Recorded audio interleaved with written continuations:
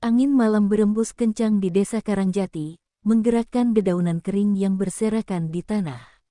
Suasana desa begitu mencekam, bukan karena gelapnya malam, melainkan oleh ketakutan yang menghantui para penduduk. Di tengah lapangan desa, seorang pria bertubuh kekar berdiri dengan dada membusung. Dialah Rawarontek, pendekar tak terkalahkan yang baru saja memenggal seorang penantangnya di hadapan seluruh warga. Namun, seperti biasa, korban itu tak berani melawan sejak awal. Rawarontek tertawa keras, suaranya menggema di seluruh penjuru desa. Lihatlah, tak ada satupun manusia yang bisa menandingi aku. Siapa lagi yang mau mati konyol di tanganku? Para warga hanya bisa menunduk, menahan napas agar tidak memancing kemarahan pendekar sombong itu. Mayat penantang yang malang masih tergeletak di tanah, darahnya menggenang, tetapi Rawarontek tidak peduli. Ia menganggap semua ini sebagai hiburan. Aku ingin lebih. Aku bosan dengan manusia lemah seperti kalian. Di mana para pendekar hebat? Di mana para wali yang katanya sakti itu? Suruh mereka datang dan lawan aku. Tantangnya dengan angkuh. Seorang lelaki tua yang dikenal sebagai sesepuh desa memberanikan diri maju, meski lututnya gemetar. Pendekar Rawarontek, ucapnya dengan suara parau, kami hanyalah rakyat kecil. Tak ada gunanya menguji kekuatan pada orang-orang seperti kami. Jika kau mencari lawan yang sepadan, mengapa tidak menantang salah satu wali? Rawarontek mendelik, matanya menyala penuh amarah. Namun, setelah beberapa saat, wajahnya berubah menjadi seringai licik. Wali, apakah mereka sehebat itu? Hah? Aku akan membuktikan bahwa aku jauh lebih kuat dari siapapun, termasuk wali kalian. Teriaknya. Ia mengayunkan pedangnya ke tanah, menciptakan retakan besar. Sampaikan pada Sunan Kalijaga, aku menantangnya. Aku akan mengajarkan padanya apa arti kekuatan sejati. Kabar tentang tantangan Rawarontek menyebar cepat. Namun, malam itu, suasana di desa Karangjati semakin kelam. Para penduduk mengurung diri di rumah masing-masing, berdoa agar kesombongan Rawarontek tidak membawa malapetaka. Sementara itu, Rawarontek duduk di depan rumahnya, memandangi bulan yang hampir purnama dengan tatapan penuh kesombongan. Dalam pikirannya, tak ada satupun kekuatan di dunia ini yang mampu menjatuhkannya. Aku abadi, bisiknya pada dirinya sendiri. Tidak ada yang bisa membunuhku, bahkan Tuhan sekalipun. Namun, di kejauhan, terdengar langkah-langkah kaki mendekat. Rawarontek mendongak dan melihat seorang pria berjubah putih berdiri di ujung jalan desa. Wajahnya bercahaya, tenang, namun penuh wibawa. Pria itu berjalan mendekat dengan langkah pelan, seolah tidak terpengaruh oleh aura mencekam yang diciptakan Rawarontek. Siapa kau? Bentak Rawarontek. Pria itu tersenyum tipis. Aku hanyalah seorang musafir yang lewat. Tetapi aku mendengar kabar bahwa kau mencari seorang wali, jawabnya dengan suara tenang. Rawarontek tertawa keras. Jadi kau ini Sunan Kalijaga? Hah, tidak tampak seperti orang sakti. Sunan Kalijaga tidak membalas ejekan itu. Ia hanya berdiri diam, menatap Rawarontek dengan mata yang penuh kebijaksanaan. Kau terlalu bangga dengan kekuatanmu, Rawarontek. Namun, kekuatan tanpa kebijaksanaan hanya akan menghancurkan dirimu sendiri, ucapnya lembut. Kalimat itu, meski terdengar pelan, menusuk ke dalam hati Rawarontek. Namun, bukannya merenung, Rawarontek justru marah besar. Berhentilah berbicara seperti orang bijak. Jika kau benar-benar sakti, tunjukkan sekarang. Bentaknya. Sunan Kalijaga hanya tersenyum, lalu berbalik perlahan dan berjalan menjauh. Besok pagi, Rawarontek, aku akan menunggumu di lapangan desa. Datanglah jika kau siap, ucapnya sebelum menghilang dalam gelap. Rawarontek menggeram, tinjunya mengepal erat. Baginya, tantangan itu bukanlah sebuah ancaman, melainkan panggung untuk membuktikan bahwa tidak ada kekuatan yang mampu mengalahkannya. Namun, jauh di lubuk hatinya, ia merasakan sesuatu yang aneh, perasaan yang selama ini tak pernah ia rasakan, keraguan.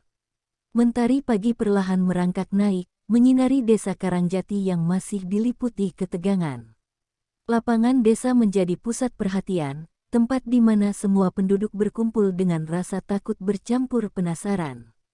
Di tengah lapangan, Rawa Rontek berdiri tegak dengan pedang di tangannya. Matanya memancarkan kemarahan, kesombongan, dan hasrat untuk menang. "Di mana dia?" gumamnya dengan suara penuh nada tantangan. Para penduduk berbisik di antara mereka, membicarakan keberanian Rawa Rontek yang menantang salah satu wali termulia di tanah Jawa. Namun, bisikan itu terhenti ketika sosok Sunan Kalijaga muncul dari arah jalan utama.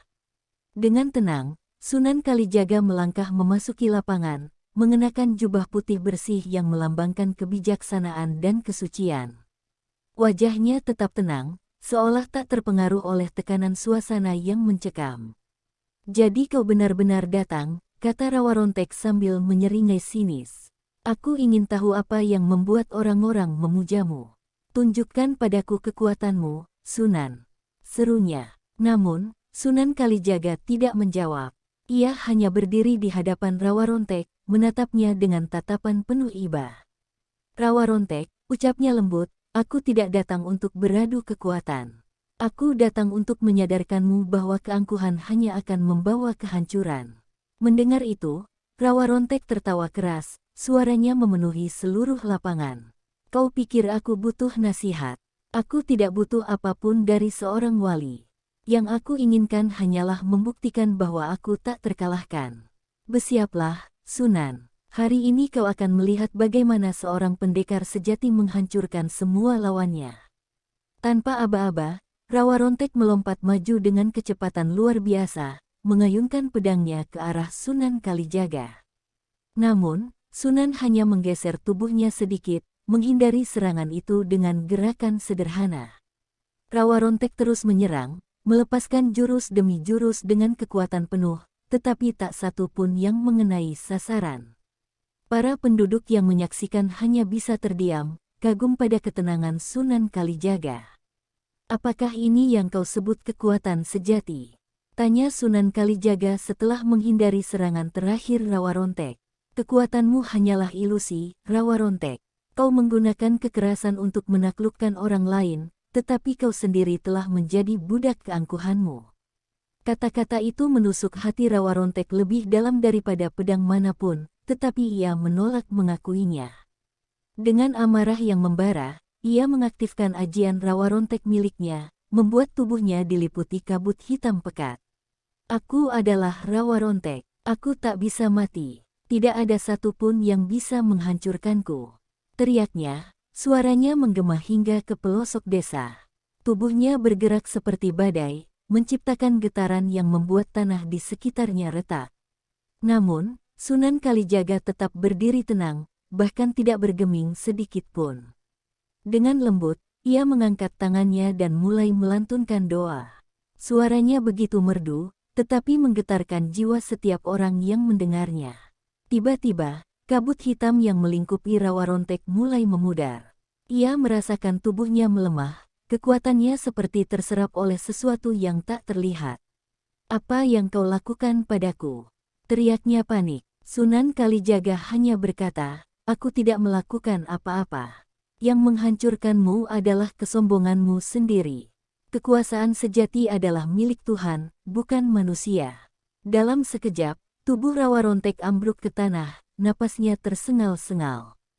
Para penduduk menyaksikan dengan takjub, menyadari bahwa keangkuhan pendekar yang selama ini mereka takuti mulai runtuh di hadapan kekuatan.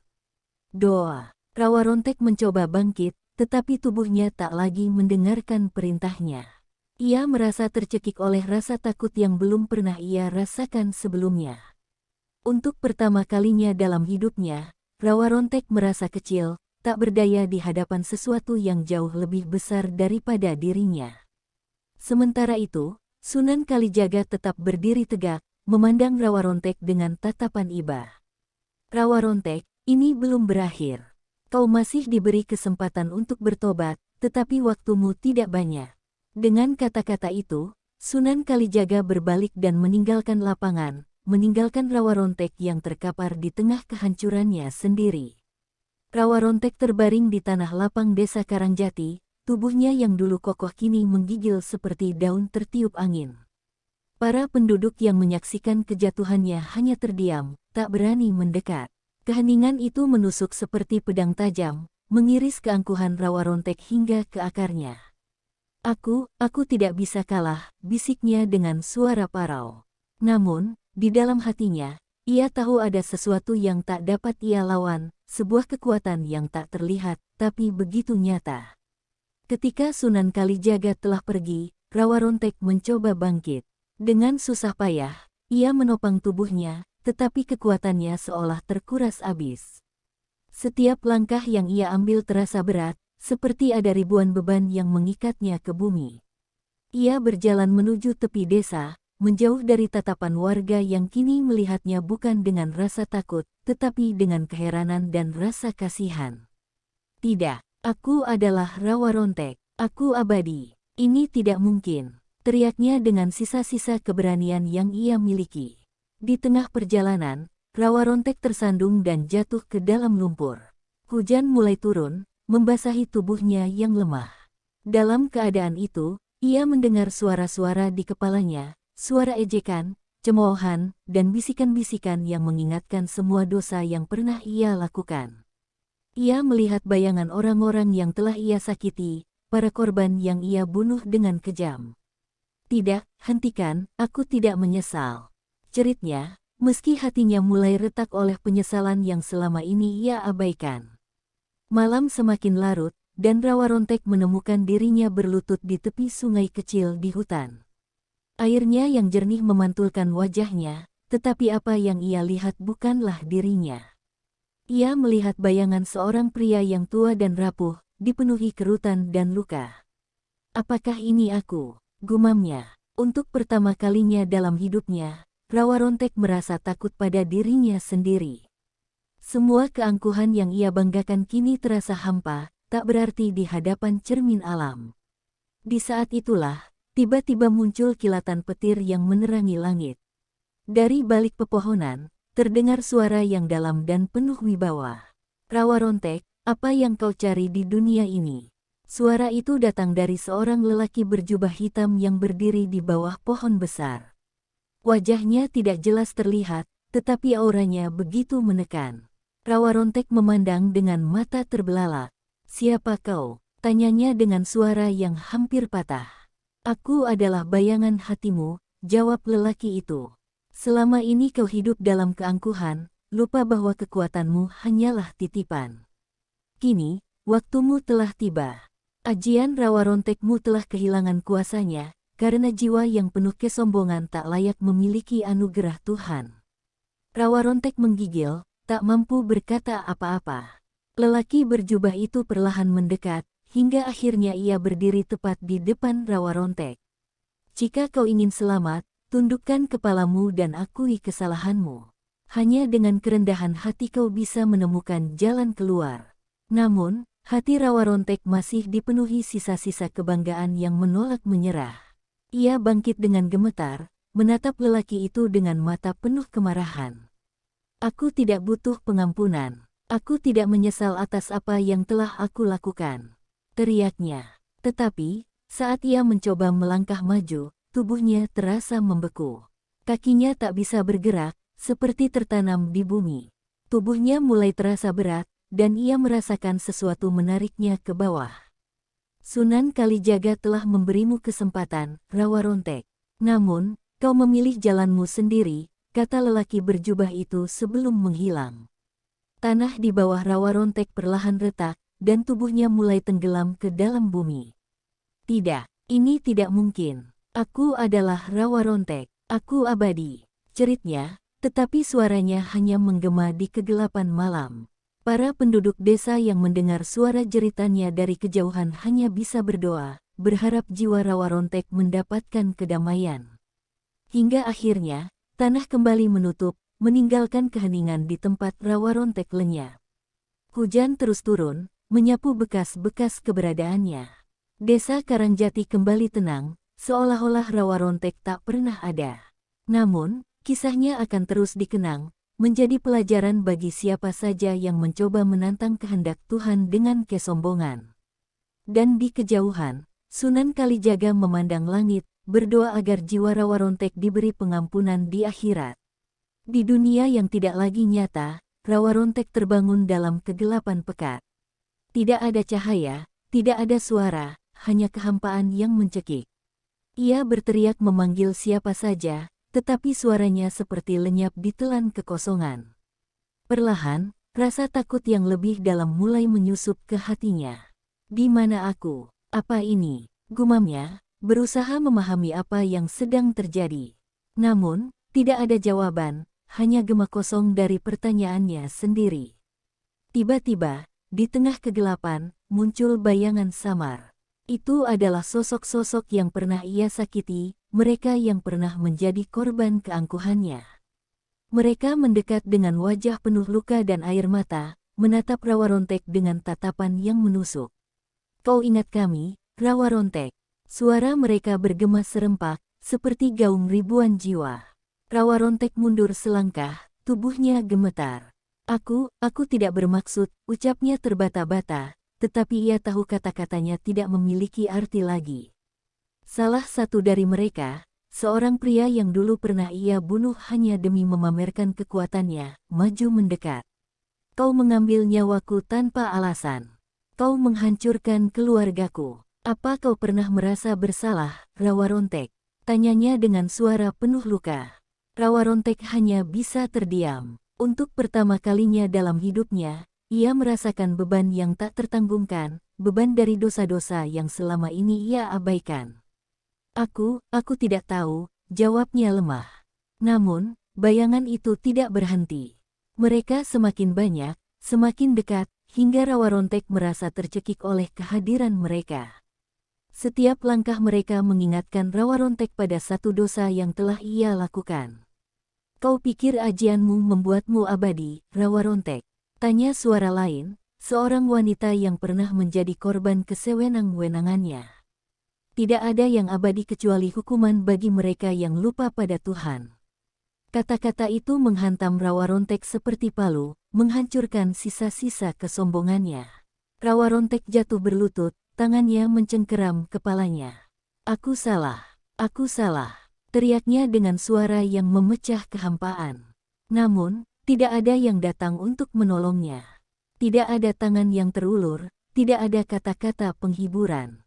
Ia hanya dikelilingi oleh wajah-wajah yang mengingatkan bahwa ia telah menghabiskan hidupnya dengan sia-sia. Air matanya mengalir deras, tetapi rasanya seperti racun yang semakin melumpuhkan dirinya.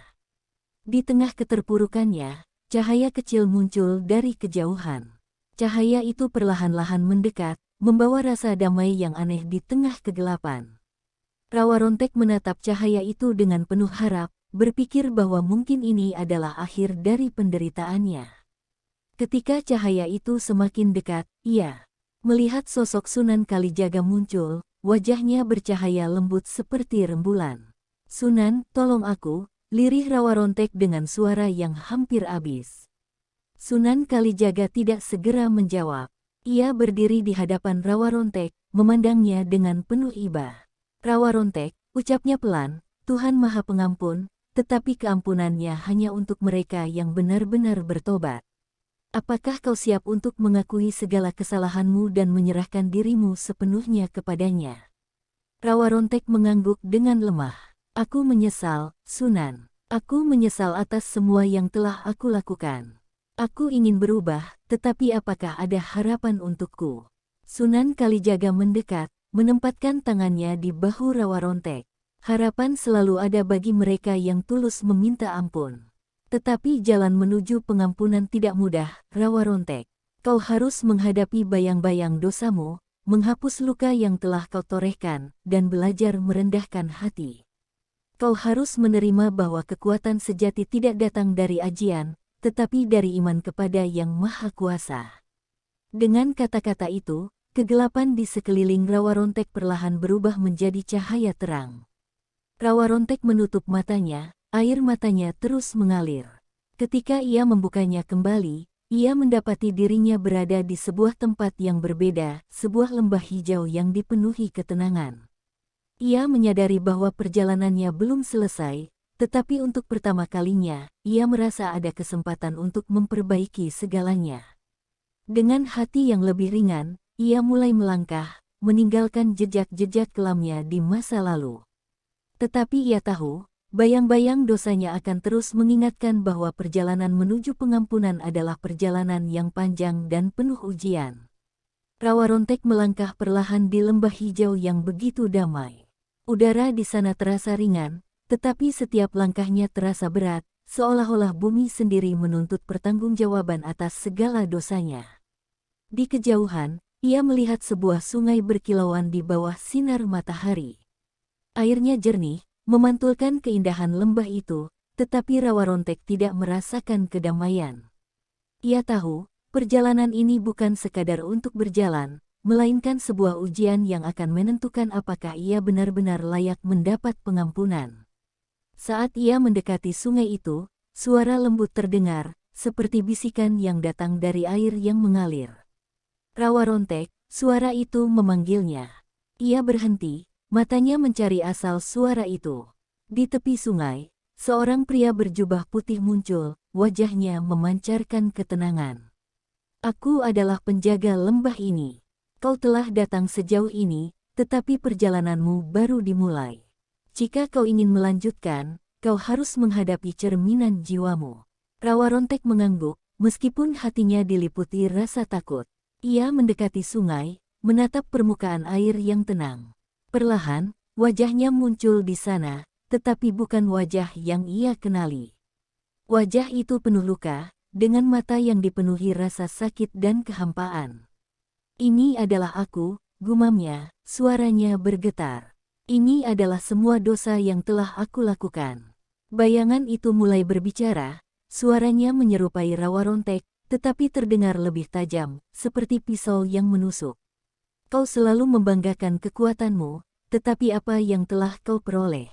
Kau adalah pengecut, Rawarontek.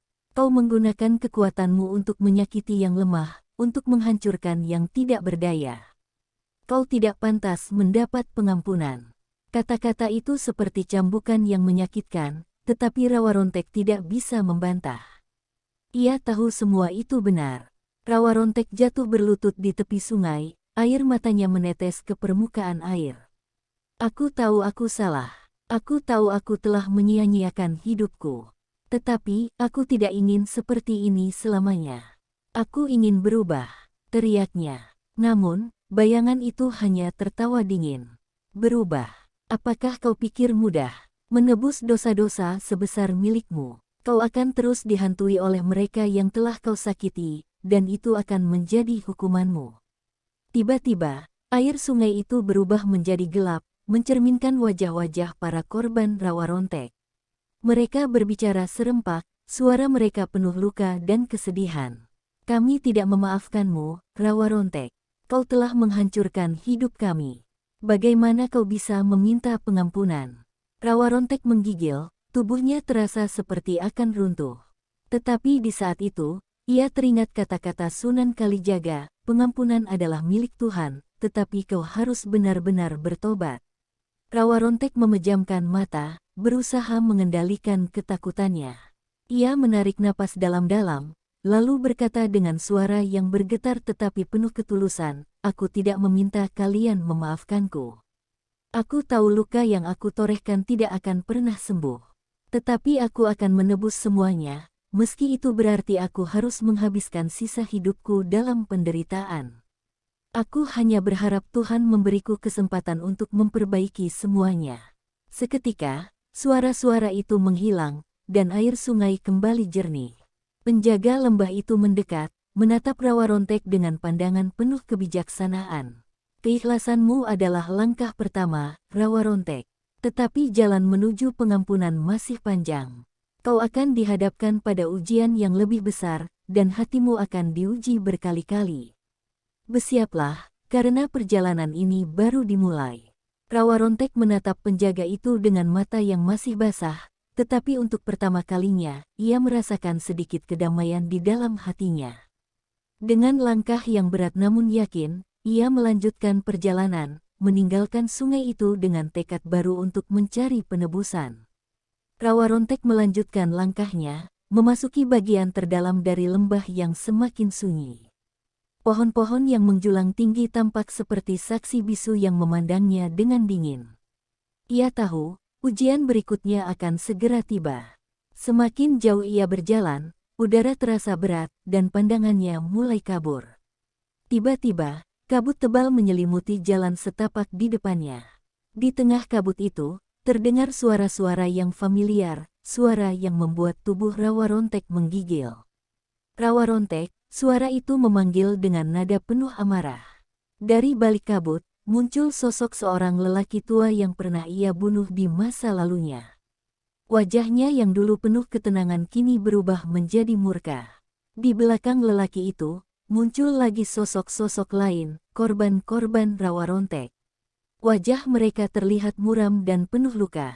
Mereka mendekat dengan langkah lambat namun pasti, membentuk lingkaran di sekitar Rawa Rontek. "Kau pikir perjalanan ini cukup untuk menebus dosa-dosamu?" tanya lelaki tua itu dengan suara berat. "Nyawa kami tidak akan kembali. Rasa sakit kami tidak akan pernah hilang. Apa yang kau lakukan hanyalah membuktikan bahwa kau takut pada hukuman, bukan karena kau benar-benar menyesal." Kata-kata itu menghantam Rawa Rontek seperti pukulan bertubi-tubi. Ia mundur beberapa langkah, tapi lingkaran itu semakin menyempit. Rawa Rontek jatuh terduduk, matanya memandang sosok-sosok itu dengan putus asa. "Aku tahu aku tidak bisa memperbaiki apa yang telah aku lakukan," katanya dengan suara serak. "Tetapi aku benar-benar menyesal. Aku tidak ingin hidupku berakhir dalam kesia-siaan. Jika aku bisa mengorbankan nyawaku untuk membayar dosa-dosaku, aku akan melakukannya." Teriaknya, air matanya mengalir deras. Namun, sosok-sosok itu tidak bergeming. Mereka tetap memandangnya dengan tatapan dingin. Salah satu dari mereka, seorang wanita muda yang pernah menjadi korban arogansi Rawa Rontek, melangkah maju. "Pengorbananmu tidak akan menghapus luka kami, Rawa Rontek. Apa yang kau lakukan telah meninggalkan bekas yang tak akan pernah hilang." Kata-katanya menyayat hati Rawa Rontek. Ia merasakan betapa dalamnya penderitaan yang telah ia torehkan, betapa berat dosa yang harus ia pikul. Tiba-tiba, kabut di sekeliling mereka bergerak, membentuk pusaran besar. Dari dalam pusaran itu, muncul sosok Sunan Kalijaga, memancarkan cahaya yang menyilaukan. Para korban yang mengelilingi Rawa Rontek perlahan memudar, menghilang bersama kabut. Rawa Rontek menunduk, merasa terlalu hina untuk menatap Sunan. "Sunan, aku tidak tahu apa lagi yang bisa aku lakukan. Aku telah menghancurkan segalanya," ucapnya dengan suara lemah. Sunan Kalijaga mendekat, lalu berkata dengan nada penuh kelembutan namun tegas, "Rawa Rontek, penyesalanmu adalah awal dari jalan yang benar, tetapi kau harus ingat bahwa menebus dosa bukan hanya tentang menyesali masa lalu.